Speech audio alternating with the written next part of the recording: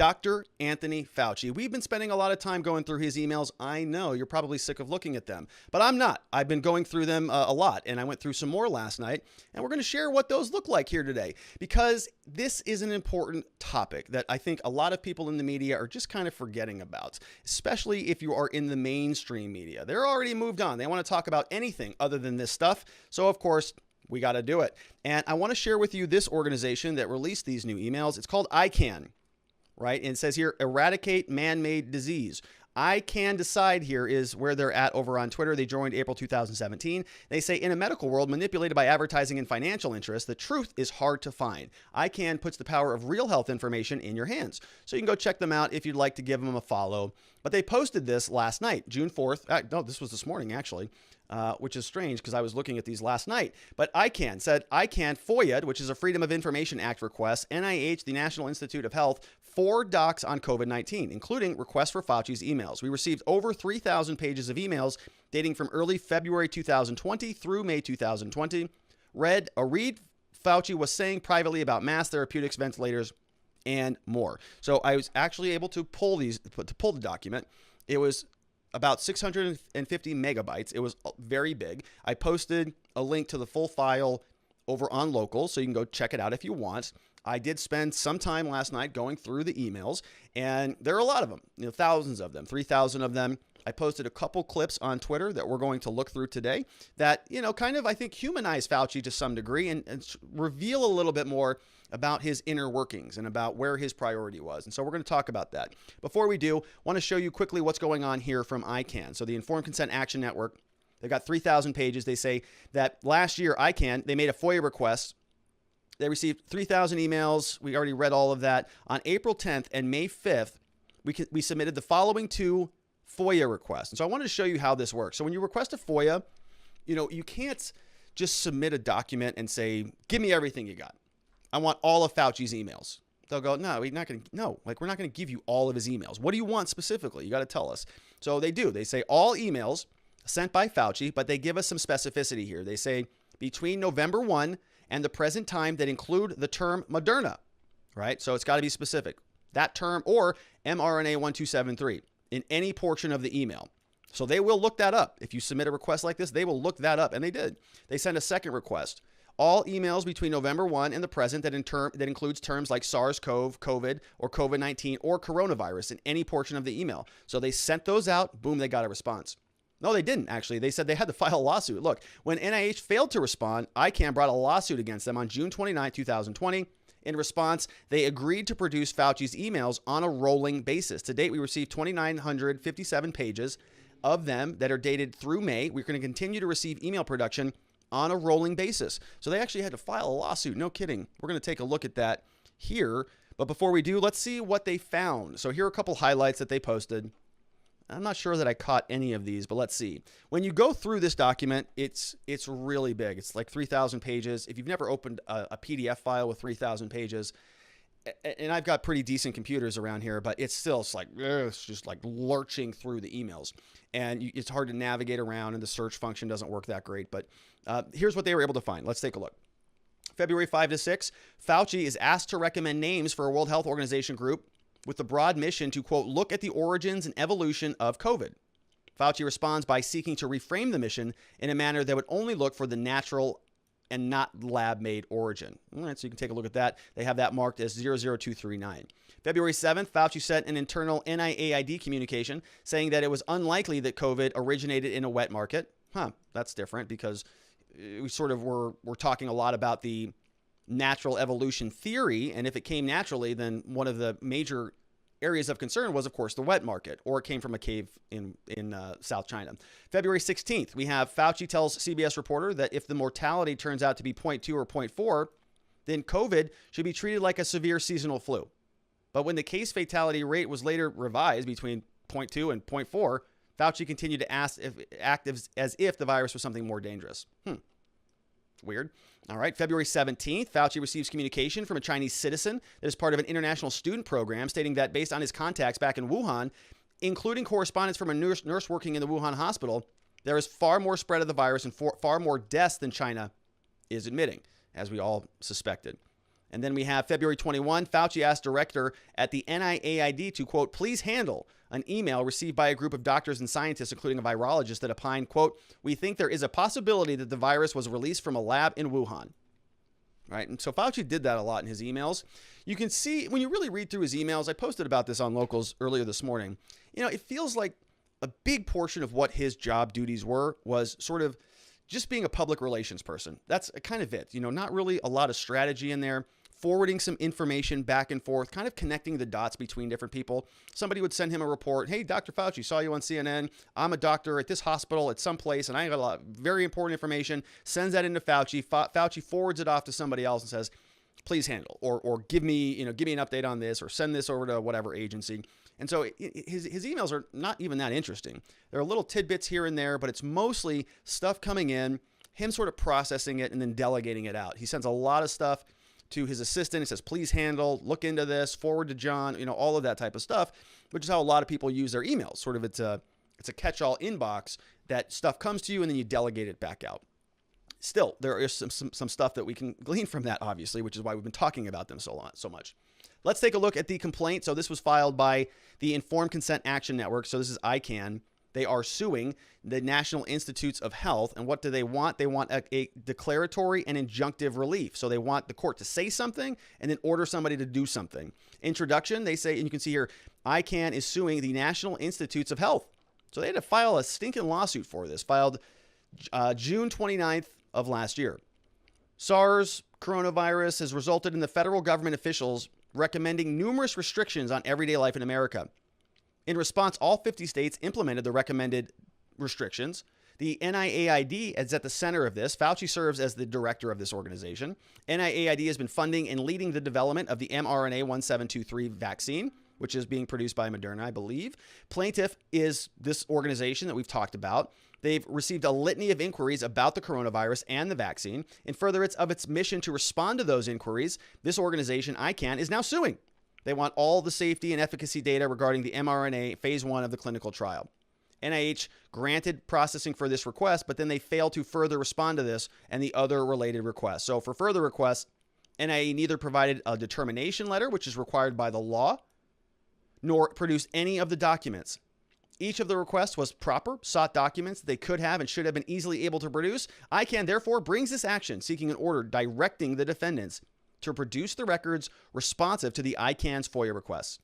Wherefore, here's what they want. They want expeditious proceedings in this action, so tell them to hurry up. Enter an order telling the NIH that within 10 days, give us the documents, produce the requested documents, and award the plaintiffs its costs and reasonable attorney's fees for bringing this action. So, oh my gosh, this guy's in Arizona.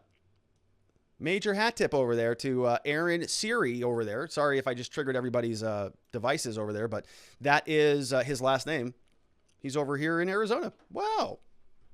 Arizona boy. Didn't even realize that. How about that? So there's a lot there. This is what the full document looks like. You got, you can see here, 648 megabytes, which means it's big. It's very big. There's a lot in there. And I saw two things that I wanted to point out to you. Now, these are petty. I get it. First of all, they're not that petty. They're actually, I think, indicative of a deeper systemic issue that we have in this country. But I understand that this is kind of like high school garbage. I get it, right? So you're going to see what I mean. Let's take a look. This is from Anthony Fauci.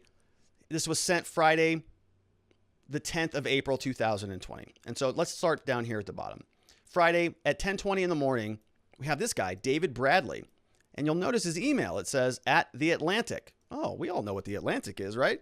It's a very, very prestigious, reputable organization. It's a magazine, and they produce all sorts of content. It's part of the media. You can go on Twitter. They've got 2 million followers. It's a big organization, right? The Atlantic. Oh, my gosh.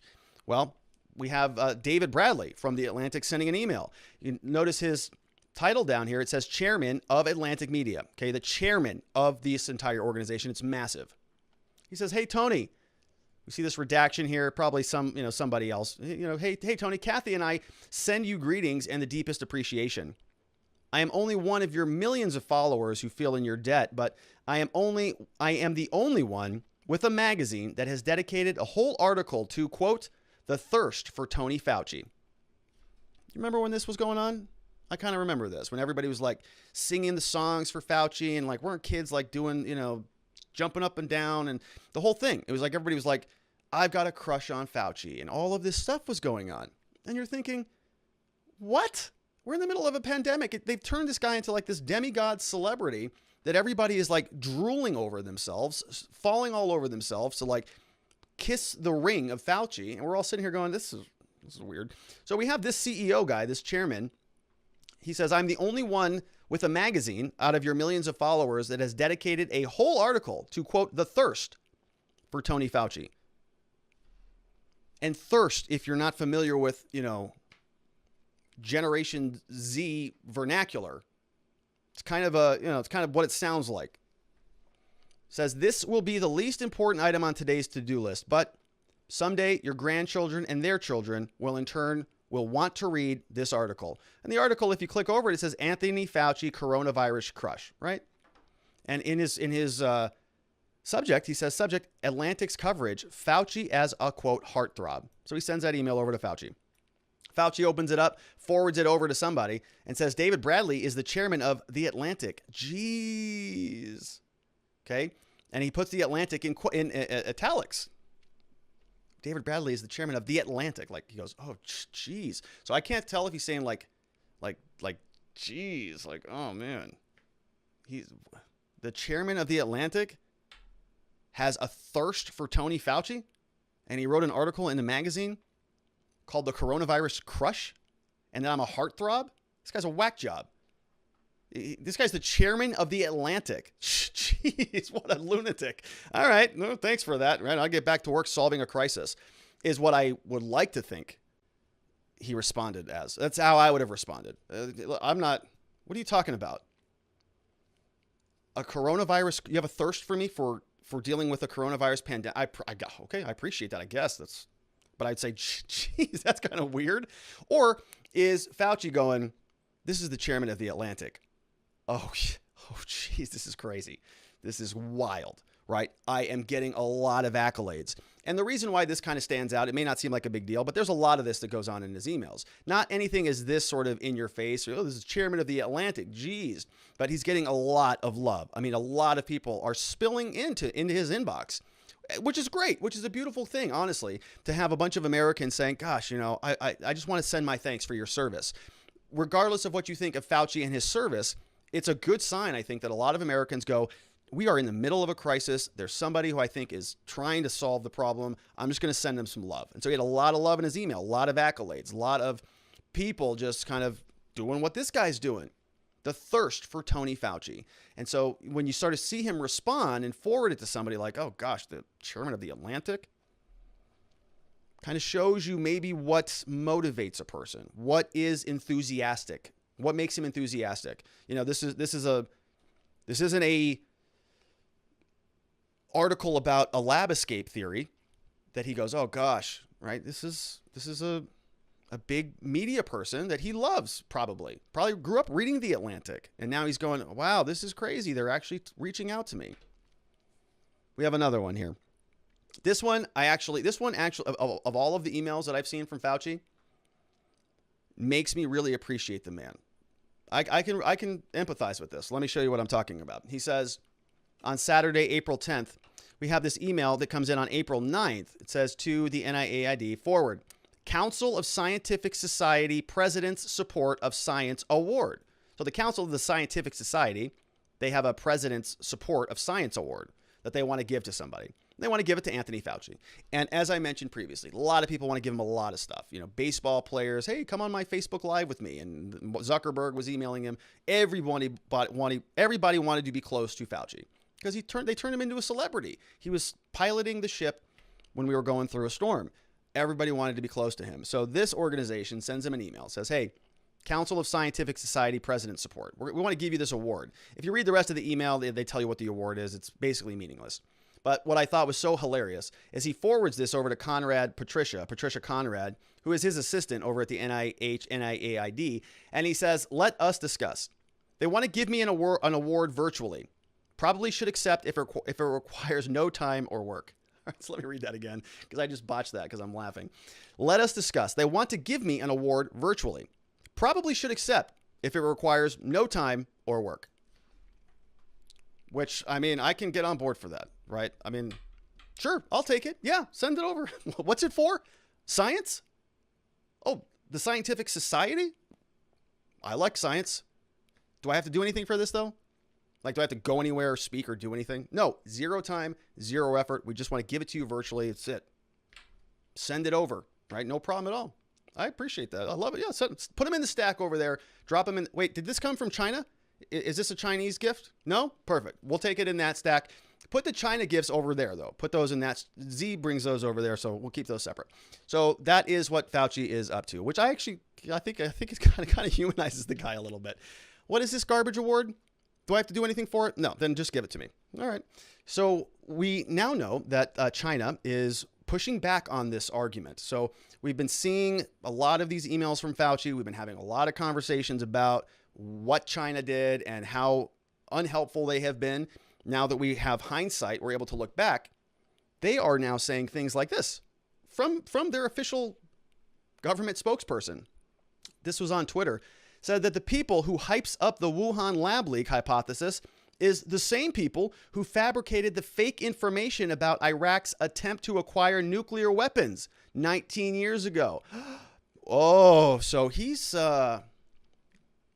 calling us a bunch of liars, I think. Wow.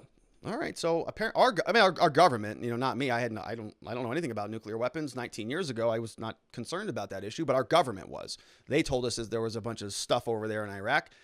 Apparently why we went there, I don't know, but apparently that's why. And so China comes out here and they've been doing this a lot. You notice, remember when Anthony Blinken went back in there and had a meeting with the Chinese delegation and he started coming down on them for the treatment of the Uyghurs in China. And they said, don't you dare scold us, you racist pieces of garbage in America. Look what's happening in your country, buddy boy. You have riots and you have your own people burning down and torching Wendy's and used car lots all around your society. So before you start throwing stones our direction, maybe you should clean up your own house. And so they're doing it again right here. They're saying to the United States, oh, you're thinking that this was our problem? How about we say that you morons are the same morons who invaded Iraq and wrecked the Middle East. So it's sort of, pot calling the kettle black, whatever that phrase is. And what was so funny about this tweet is I posted a link earlier today to a different tweet that was actually up there that was a little bit more volatile than this. Something along the lines of like the U.S. was intentionally throwing people in China and we caused the virus in China. Now, I clicked the link and I shared it to Miss Faith to have her clip the video for us. And when she went to go pull it, that one was deleted. So they deleted that video and then they posted up another one. And the other one was a lot more volatile. And so she spent the afternoon trying to find it, but I don't think that we could. Let's see what this one is, because China, they posted something volatile and they deleted it, which kind of is a weird thing for a totalitarian government. You think that they would want to see it. So we have this here. This guy is from the Ministry of Foreign Affairs. His name is Wang Wenbin. He is the Foreign Ministry spokesperson. And let's hear what he has to say. He's speaking very shortly. And then they posted this on this. This is the video from this post. Let's see what he says. 迈克尔戈登引用美方一份所谓未公开的情报，声称基于3名武汉病毒研究所人员患病的信息，对所谓新冠病毒武汉实验室泄露论的虚假信息来进行炒作。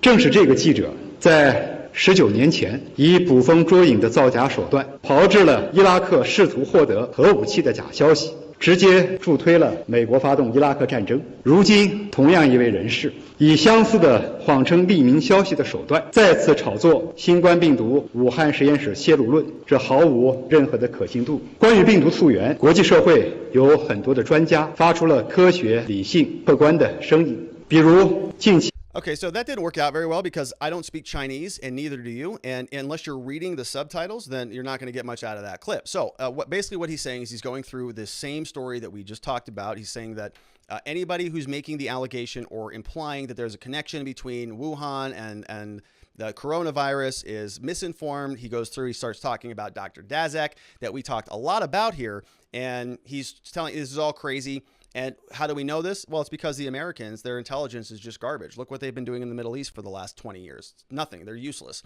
So why are we going to believe anything that they have to say about what was happening in our Wuhan lab? We wouldn't. He's telling that to the Chinese people and to the rest of the world. And so we'll see what America does as a result of this. NY Renal MD is in the house, says ICANN's Twitter account was suspended for tweeting it obtained his emails. So that's great. So the Washington Post can reveal that. And who do we get the other emails from previously?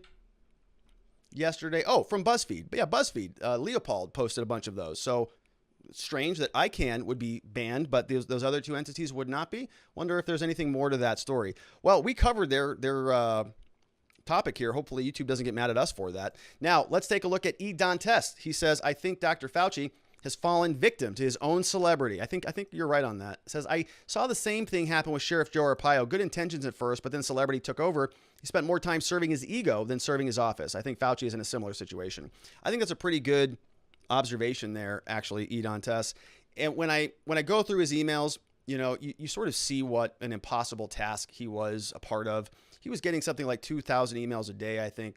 And a lot of them were just sort of, information that he couldn't do much with because there was so much of it coming in. You just can't process this. And then there was also a lot of public relations, just media stuff, just dealing with, he was kind of a front person for just the name to accept, the name and the face and the entity to accept all of the data coming in from the country. It's like drinking from a fire hose, impossible to do. But that, I think, begs the question, why was the situation set up that way? It was sort of a top-down approach, wasn't it? We had all these elitist scientists and bureaucrats, scientists and bureaucrats, and these doctors who, who knows if they've ever seen a patient in the last 10 years? Nobody knows.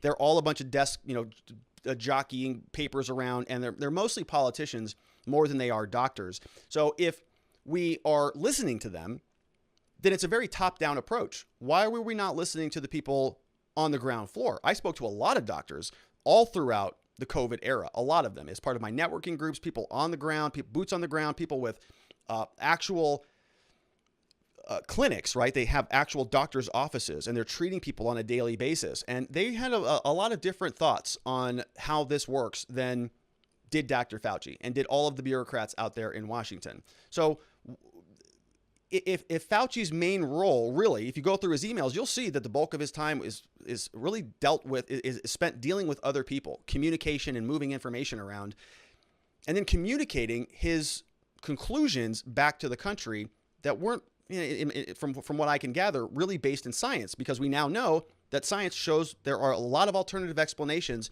for a lot of the same stuff that he has been spouting for the last year. So what is that then? If our country is set up so that it's a top-down approach, maybe that is something that we should revise. Maybe we should think about, maybe the next time this happens, we listen to the people who are on the ground rather than having the big tech companies tell us about what medicine we can talk about, or about who can interview whom, or about what studies you can even read from on your channel, lest you be hit with a strike like somebody else got hit with yesterday. And that, I think, is the bigger problem that is sort of being unveiled as a result of this whole thing. Fauci was just sort of a front man. Nothing really substantive was happening there. And he was just kind of, being carted around from one press conference to another. They said, hey, here are your talking points. Go out there and say it. And he's been in government for 35 years or however longer than I've been alive. I think director of the NIH since 1984, longer than I've been alive. So that's really what the primary purpose was. And then the question that we need to ask ourselves as Americans is that a good idea? If that's our response to a global pandemic, is there a better approach? Maybe we can do things a little bit differently, which is why I think this retrospective is so important. All right, great questions. All of those came over from watchingthewatchers.locals.com. I thank you for those very much.